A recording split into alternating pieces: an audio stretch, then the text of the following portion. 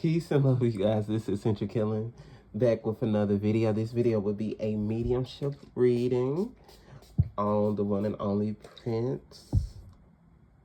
I'm one of the biggest Prince fans ever in the whole world. I love Adorn. Adorn is one of my favorite songs by his. One of my favorite songs by him. He's a Pisces moon like me. I'm a Pisces moon. So a lot of people have been asking me to do this video, and I've been wanting to do it. So let me go ahead and start. So as it like going into him, he first started off his childhood. He was just a dreamy kid, like dreamed of the universe, the stars, but also fairies. He was a big fairy person and butterflies. So he wanted to be a fairy, and he manifested that, becoming a fairy in the physical form, becoming a fairy in the physical form. So he was just, as a Pisces moon, he was a natural dreamer. The arts were called to him like at 10, I'm hearing, like 10, the arts were called to him. The arts just found him. And as a Pisces moon, magic is in us. And he said, magic always been in me. And he said, you still under my love potion. And he's talking about, I still get women wet and I don't even touch them or something like that. He's very dirty with his mouth. He is hilarious. And he like sit and absorb you coming in. He like sit and absorb just the energy of like of where you at and stuff like that. He just absorbed him. Like, I like to read and stuff that you're doing. And he's just like very funny. He's very funny and very like chill and laid back, but like a funny that you gotta pay attention to, and it's very slick. It's like slick shade. And he did say he dealt with like mental health issues early on because of just abuse, turmoil, feeling different. It's just kind of just like, why I can't be me? Why I can't be me? Often feel subdued in his childhood, I'm seeing. And I do see bullying happening, just feeling alone. So he was focusing on, I'm hearing, being the best of what he can be the best of successful of what he can be. But I do see at one point him just focusing on his priorities, and he took away the personal life to focus on his career. I do see a lot. He was a workaholic, but he worked to his own drum, if that makes sense. He was very balanced. Okay. Now going in, he's very straight off the bat. Let's get to the reading. He said, you want to know who killed me and why? That's what he's saying. He's very funny. He said, you know how I died, and he said he died of a fentanyl overdose. This is allegedly for entertainment purposes only. I'm just a reader. Psychic, you ain't got to believe anything I'm saying. Here's the thing. So they laced his drugs with fentanyl for over maybe a year, I'm hearing. They were supposed to KIL him quicker, is what I'm hearing. But they were shocked that he could live longer. He was very, very smart, very genius. Someone's prescribed the doctor and paid the doctor off to do this. So this was 2 to 3 men, and I keep seeing Universal Studios, Universal Studios, Universal Studios. I keep seeing Universal Studios is involved with this. I don't know who Universal Studios and what they are and what they represent, but they were definitely involved in the doctor giving him the drugs the way they did. Allegedly for entertainment purposes only. So within the next few weeks he passed. So it wasn't a year. I was wrong, you guys. It was like a month that they gave him this to make him feel loopy and off. And within the next few weeks he passed. So within the next few weeks he did pass. He said his physical body was actually pretty good. He was pretty healthy. I see fruits and vegetables around him, and sometimes fish. So it's like he ate fish occasionally, like ate fish. So it's like he was pescatarian, but more vegetarian. But he did have physical exhaustion due to dealing with a lot of pain inside. He did manifest some stomach illnesses and exhaustion issues and nausea and some cramping in the back and some cramping in the leg area. it's almost like he had hip surgery at one point and the hip got replaced. But it's like he didn't treat it the best way he could have. This is him. So he saw a lot of demons in the industry, and he did not like a lot of people because of the demons he saw. He was like, you a demon, you a demon, be gone, demon, be gone. And it's like he had holy water out, like holy water out. So he was in protection mode like that. Had his Bible open, had Psalms 91 open, just had to be prayed up at all times. And he did do a little magic. He knew some things of magic. As a Pisces moon, magic is drawn to us. He knew things. He knew strong prayers, and he knew candle work. I keep showing. See, his intuition was strong because he was a Pisces moon. I don't know if his mom has passed away now, but it's like his mom had the intuition, and he learned his intuition, his psychic gift from his mom. His mom still see him as young. I think she's crossed over as well. His mom still see him as young and as the little boy he used to be. And he's always still going to be like that, but always going to be magical to her. She always going to look at him as magical. See, a lot of new beginnings for him was opening. A lot of new beginnings were opening to him because he lived a closed life, a closed private life. Here was like a new album recording, but it was going to be a different sound. I do see a eventual tour that was going to happen in 3 years for him before he passed, but that was going to be it, and he was going to be done with it. He was thinking about another tour, but he did love of the music. He did the love of the music and of the people loving his music. He loved his fans. He loved his people. But he just wanted to give devotion to God, and he was just really getting tired of the industry. And he's talking about universal, and instilling the profiting off of music, the profiting off of black voice and black people. I'm getting tired of black people just getting taken advantage of, and we can't never get the just due. So that's what he's getting tired of. He felt him being watched for 3 to 6 months, but his whole career, he felt him being watched. He was like, so when you gonna kill me then? Because he stayed true to himself and speaking up when it was vulnerable. So he's saying it's still a victory for me. He's saying his family are being taken care of financially pretty well. I mean, his kids are being taken care of financially well. New life. So it looked like he has a child that is alive in the physical realm, but he has a child that he has 2 children that has passed away in the spiritual realm that he's with, in the higher ascension realm of heaven, whatever you want to call it. He's there with him, his 2 children. He has a child that's living. Now, the child energy feels like a boy that's living on earth.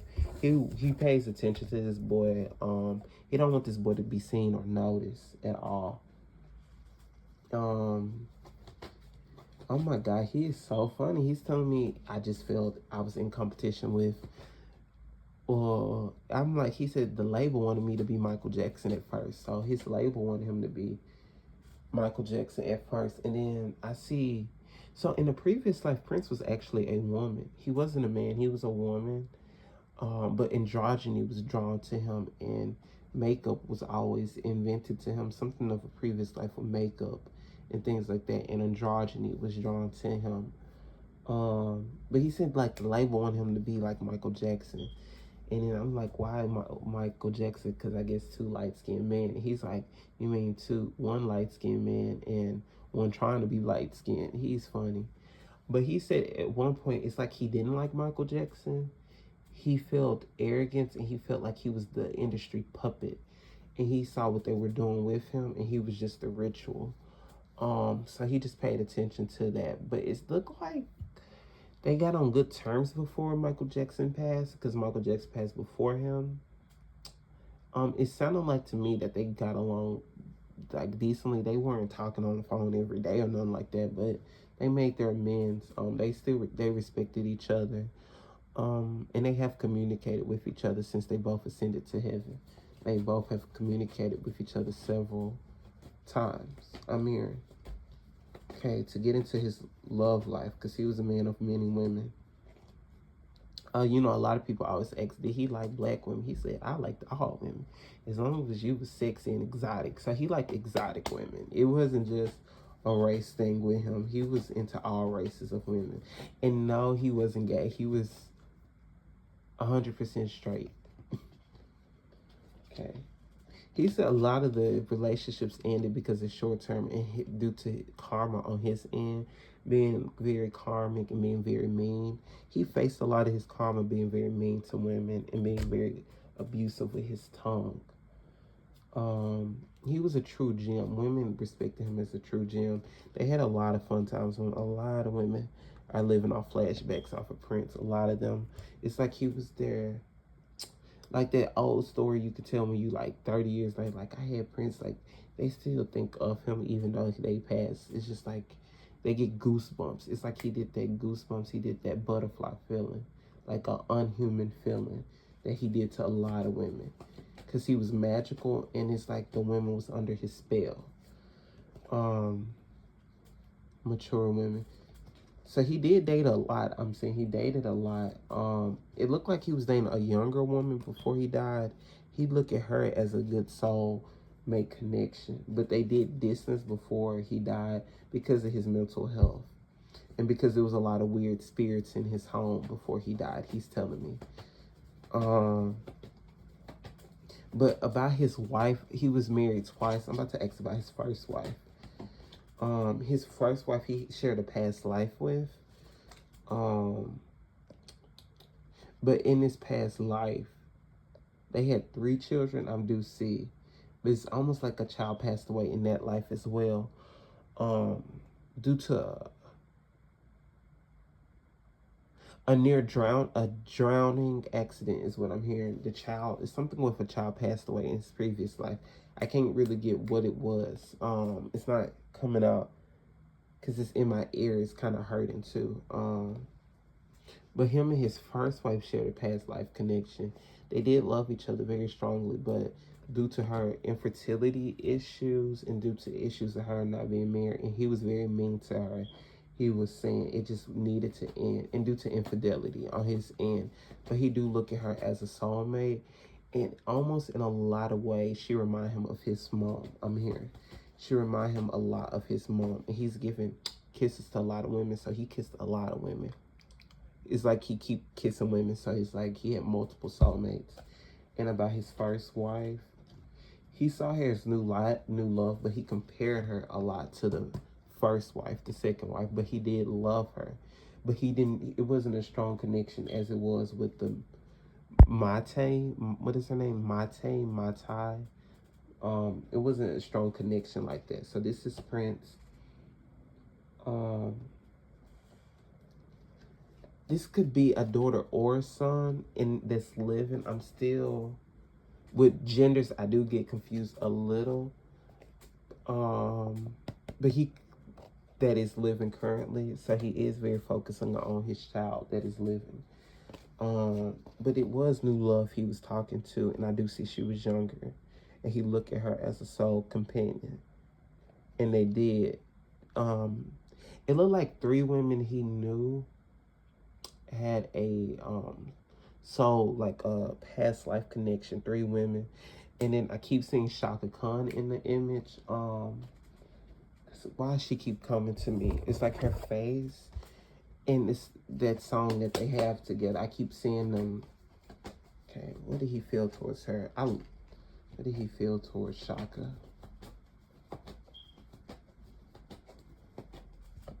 He really just was in love with her presence. He felt passion. It was like almost like they could have been together, but they were so focused on their careers and they were so different. But it's like almost he had a soulmate connection with her.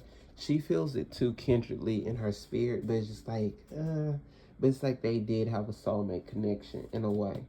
And she loved his maturity. He was mature for a young age, is what I'm hearing. And she just looked at him as almost like just a spiritual vessel. It's like they share a lot of birth chart placements, and they're both like soul Aquarians, and they're both very spiritual, and they're very like aura. It's like their aura is just drawn to them. and just their love for the arts of music and their love of ancestors, I'm hearing. So they do share both the same magic and that same spiritual belief system.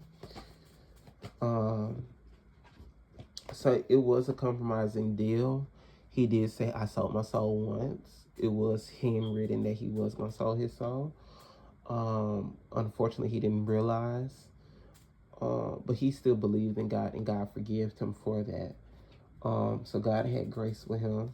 He was protected by Archangel Michael before he passed, but he still felt that they was going to come after him. And he said he had to leave to protect himself, but he's saying also it was a fentanyl overdose. It was a fentanyl overdose. It was a fentanyl overdose. And I keep saying universal music. Colombian. I don't know what is Colombian, and artificial streaming, something that they was going to take out of his money, out of streaming, he wasn't feeling. And it's still a compromise with this decision now that the family needs to fix, and he's not feeling that shit. I'm hearing he's not feeling that shit with something with streaming his music and something of not getting paid to. So he is not feeling that in the physical realm now. But he has let go of a lot, but he has not forgave everything. He still look at you as fuck you. You know what I mean?